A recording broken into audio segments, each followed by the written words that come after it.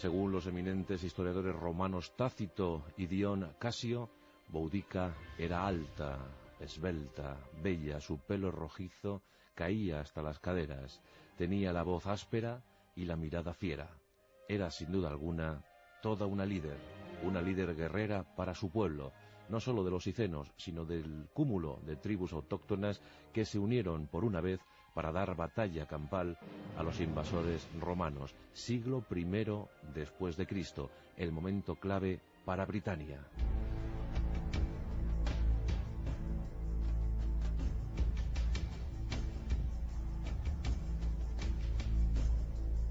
Año 43 después de Cristo.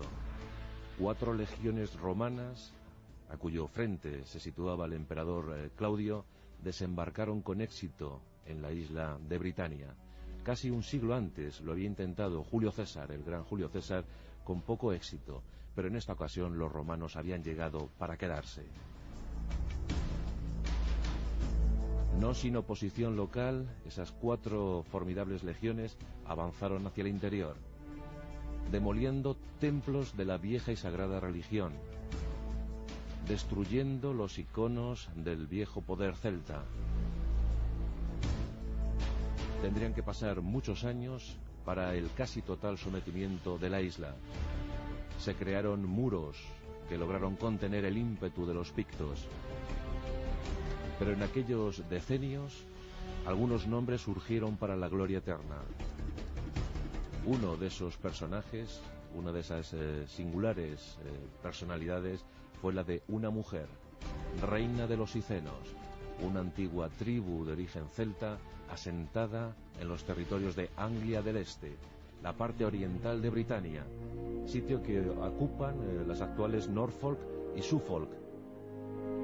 En aquel lugar, en aquellos pagos, Anglia del Este, habitaban los icenos. Sobre Boudica tenemos estas escasas referencias proporcionadas por los historiadores romanos. Hoy en día, si visitamos Londres, podemos contemplar un complejo monumental, una escultura frente al Parlamento británico, en la que se nos muestra a una reina guerrera subida en compañía de sus hijas en un carro de guerra britano, con ciertos toques persas, con guadañas estilo persa. Pero ese emblema para los británicos es, desde luego, uno de sus símbolos más queridos, pues representa a lo que ellos dicen fue la primera reina Victoria, aquella pionera, aquella mujer que se enfrentó a la máquina más demoledora del mundo antiguo, aquella mujer que puso en jaque a las mejores legiones de Roma. Su nombre se latinizó y se la llamó Boudicea, pero en realidad se llamaba Boudica, y curiosamente, paradójicamente, Boudica significa, en la vieja lengua celta, victoria.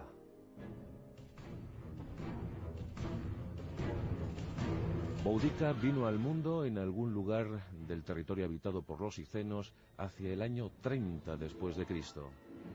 Formaba parte de la predominante élite aristocrática que gobernaba el lugar, y por tanto recibió una educación apropiada a su condición social. Con tan solo 18 años, en 48 después de Cristo, unió su destino al del rey Prasutagus, el monarca de los icenos, un hombre entregado al hedonismo y además aliado, cliente de Roma. Siguiendo la costumbre de la época, muchos gobernantes locales, a cuyos epicentros de poder llegaban los romanos, pactaban con estos, y en ese tratado se venía a especificar que tras la muerte del rey, su tierra, su reino, se cedería de forma íntegra o parcial a los romanos, a los latinos. Praxutagus no fue diferente a otros, y rubricó un tratado de paz con los romanos por el que se benefició ampliamente, pues recibió no solo grandes contingentes económicos, sino también ayuda militar para combatir a sus enemigos ancestrales. Praxutagus, en consecuencia, vivió feliz el tiempo que le tocó morar en este mundo, y más en compañía de su bella esposa, Boudica, con la que tuvo sus 2 únicas hijas. Pero aquel tiempo de felicidad, de sosiego, de placer, terminó en 60 después de Cristo con la muerte de Praxutagus. Fue entonces cuando los romanos exigieron cumplir aquella parte del trato. Pero eran ambiciosos y anhelaban poseer la totalidad de Britania. Es por ello que pidieron a los icenos que no solo les cediesen la totalidad del territorio, sino también toda la dote económica que Praxutagus tan celosamente había dejado a sus hijas. Boudica, como regente del reino, se negó al abusivo impuesto, se negó a pagar lo que exigían los invasores extranjeros.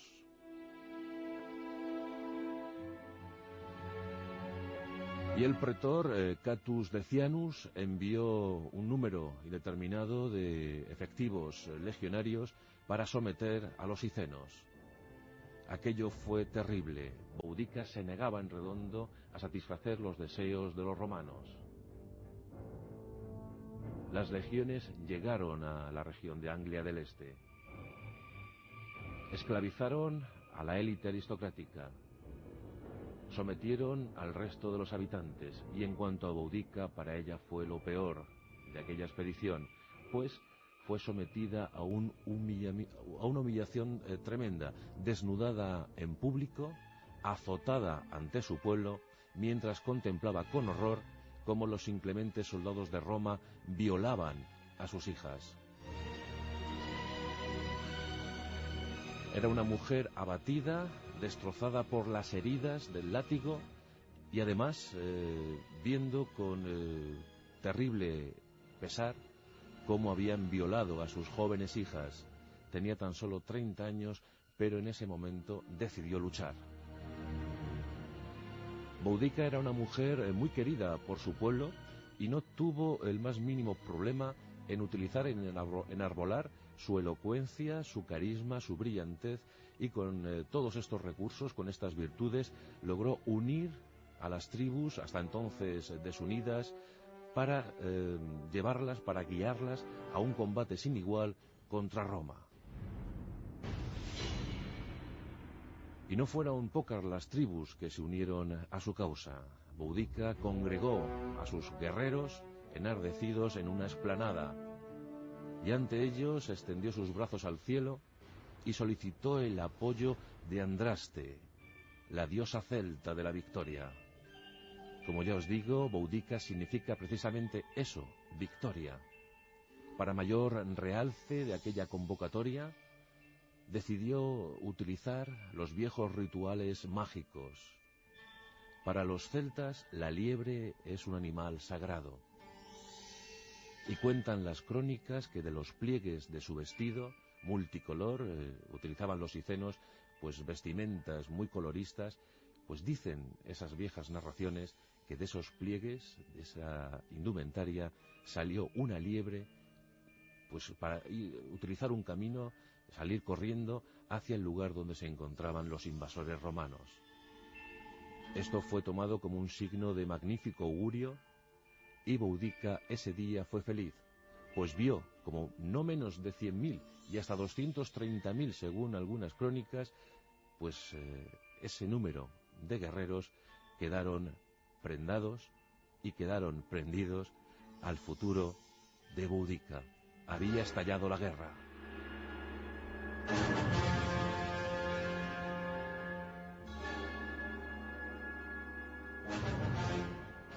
Con semejante contingente bélico, siempre mal entrenado, la verdad es que los britanos actuaban de forma alocada, siguiendo las enseñanzas, siguiendo la usanza tradicional celta, pigmentaban sus cuerpos de azul y se lanzaban al combate casi de forma individual, aunque fueran 100, 200.000. Desde luego los britanos iban a dar mucha guerra, iban a combatir con ardor, con tenacidad, y Boudica estaba dispuesta a conducir a su pueblo hacia la victoria final. En ese año 60 después de Cristo, los romanos iban a tomar muy buena nota, pues toda una avalancha guerrera se cernía, se abatía sobre ellos. El primer objetivo, fijado por la inmensa reina, fue Camolodonum, la actual Colchester, una ciudad con guarnición romana y con habitantes fieles a los latinos. Las tropas britanas cercaron la ciudad. y Boudica ordenó la orden de asalto total sobre Camolodonum. Durante días se produjeron las refriegas. La ciudad fue quedando cada vez más sometida, más dispuesta a la tragedia final. Y esta se dio cuando un último grupo de resistentes, de apenas 200, se encerraron en un templo de reciente creación. Allí aguantaron 2 días, pero finalmente fueron pasados a cuchillo, pues así rezaba la tradición de combate para los britanos: no hacer jamás prisioneros, ejecutar a los vencidos sin compasión. Las noticias llegaron a Londinium, la actual Londres, donde se asentaba un incipiente gobierno administrativo de los romanos. Esas noticias se propagaron como la espuma y el terror se adueñó de los habitantes de Londinium, pues ya se sabía que Boudica y sus guerreros se dirigían hacia la ciudad. La masa guerrera de los britanos avanzaba sin compasión, con absoluta determinación hacia Londinium, y esta ciudad fue evacuada y tomada sin oposición por Boudica y los suyos. Londinium fue quemada hasta los cimientos. La reina parecía imparable. Siempre acudía en vanguardia de sus ejércitos y en consecuencia recibía no pocas heridas de guerra. Y a pesar de estas dolencias, siguió en la ofensiva. Pero los romanos tenían suficientes recursos y grandes magister militum, dispuestos para el combate, dispuestos para sofocar esta rebelión sin igual. Boudica había ganado en Camolodonum, había vencido en Londinium, incluso mediante emboscada había pulverizado una legión entera, la 9ª legión, la hispana. Esa legión que acudía en auxilio de Camolodonum, pues fue borrada del mapa de un plumazo por las tropas de Boudica. Más de 5.000 legionarios fueron masacrados, fueron pasados a cuchillo por los britanos. Toda una victoria, semejante a la conseguida por Arminio en la batalla de Teotiburgo, en la lejana Germania. Pues una de las mejores legiones romanas había sido aniquilada. ¿Qué pasaría ahora? ¿Serían capaces los romanos supervivientes de presentar batalla? Así fue. Entre los latinos existía un general con experiencia más que acreditada. Su nombre, Cayo Suetonio Paulino. Suetonio Paulino tenía 2 legiones muy veteranas, harto experimentadas, dispuestas para el combate. Más de 10.000 hombres, más de 10.000 profesionales que se iban a enfrentar a una tropa irregular. Una tropa de guerreros muy valientes, sí, enardecidos, claro, las victorias iban en su beneficio, pero también mal entrenados y sin disciplina para una batalla campal. Aún así, Boudica, consciente de su superioridad numérica, dispuso a sus ejércitos. Suetonio Paulino eligió un terreno propicio, un terreno que le daba una pendiente a su favor, y desde ese territorio, con varios metros por encima de sus enemigos, los romanos dispusieron sus mejores armas: catapultas, arietes, y luego pues las formidables estrategias y maniobras de los legionarios romanos. Como ya digo, la mejor maquinaria bélica del mundo antiguo. Los romanos no se adredaron ante lo que se les venía encima. Miles de guerreros celtas, miles de guerreros britanos, con sus lanzas, espadas largas, carros de combate, dispuestos para la guerra, dispuestos para la lucha hasta el fin. Boudica ordenó a sus carros de guerra que avanzasen hacia el enemigo. Los carros, desde luego, formaban una fila que parecía indestructible, pero los romanos aguantaron bien y mediante el lanzamiento de miles de jabalinas lograron desbaratar el ataque de los carros de guerra britanos. Después de esto, la infantería avanzó de forma uniforme y consiguió empezar a derribar las primeras filas britanas. La caballería utilizó sus maniobras envolventes como era acostumbrado, y muy pronto la situación para los hombres de Boudica se vio muy comprometida. Fue desde luego un combate atroz en el que se produjeron miles de víctimas. A los pocos minutos el episodio estaba a punto de ser finiquitado. Las dos legiones se habían empleado con denuedo y habían conseguido culminar sus objetivos con total y rotundo éxito.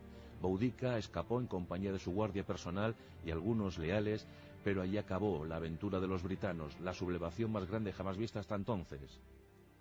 Miles de hombres sembraban con sus cuerpos el campo de batalla. Existen diferentes versiones sobre cómo acabó la vida de Boudica. Unos piensan que Suetonio Paulino consiguió apresarla y que una vez en el calabozo, en la celda, murió víctima de las heridas de guerra y de la enfermedad. Y también dicen algunos que de la propia pena, de la tristeza de verse prendida. Otros, en cambio, aseguran que Boudica escapó a sus territorios ancestrales y que una vez allí, consciente de lo que le iba a ocurrir, consciente de su futuro inmediato, decidió poner fin a su vida mediante la ingesta de veneno. En este trance le acompañaron sus dos hijas. Optaron por la muerte antes que verse presas de Roma. Ella sabía que si era capturada por los romanos sería trasladada a las calles de Roma por Suetonio Paulino y que una vez allí sería expuesta ante el público, violada, torturada y muerta.